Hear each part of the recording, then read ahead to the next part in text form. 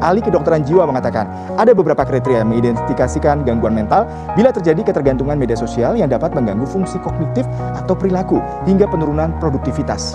Selain memiliki sisi positif, ternyata kehadiran media sosial juga membawa faktor risiko yang cukup besar, khususnya pada para perilaku remaja.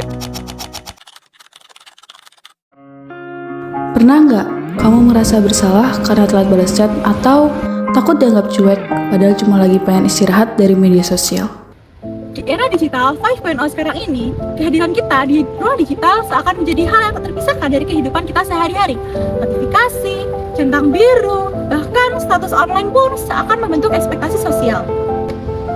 Well, selamat datang di The Great Pressure of Online Availability, di mana kita merasa harus selalu online, selalu aktif, dan selalu responsif meskipun sebenarnya kita lagi butuh istirahat. Tekanan psikologis ini muncul diam-diam menciptakan suatu keharusan untuk kita terus terhubung dengan dunia digital.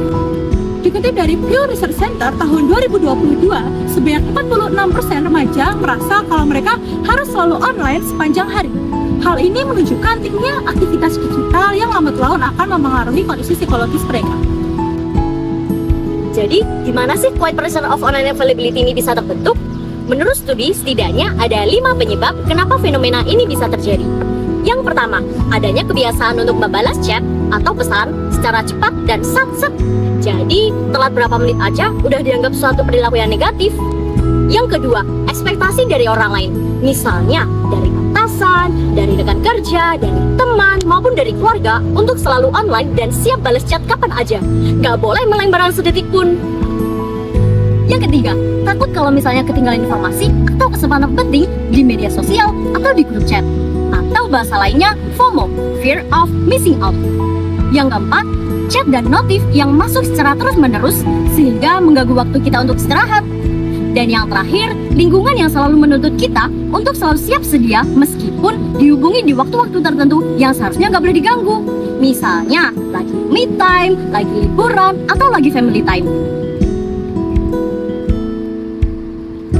Oh, iya, halo?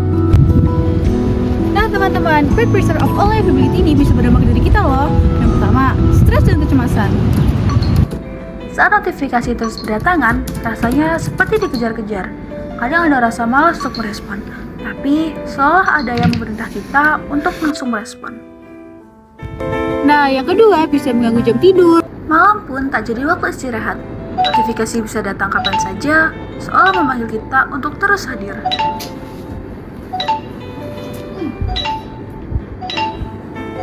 Nah, yang ketiga, kita jadi sulit membedakan jam kerja dan jam di luar kerja.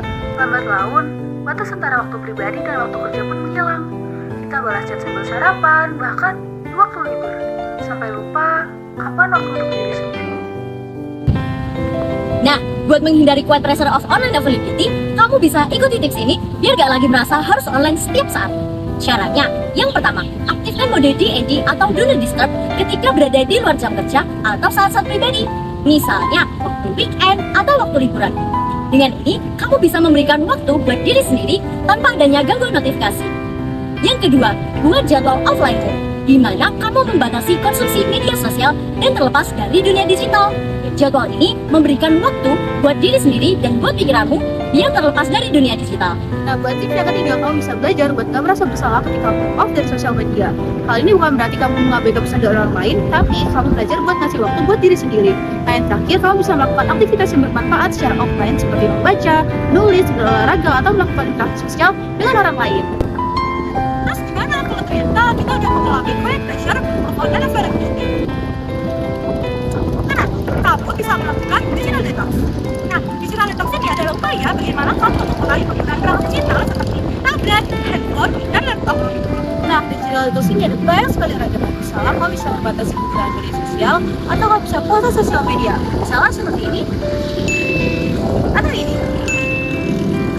Nah, terus studi, hal ini bisa bermanfaat buat kesehatan kita, buat mengurangi stres, dan juga untuk meningkatkan interaksi sosial. Jadi gimana? Udah siap melakukan digital detox?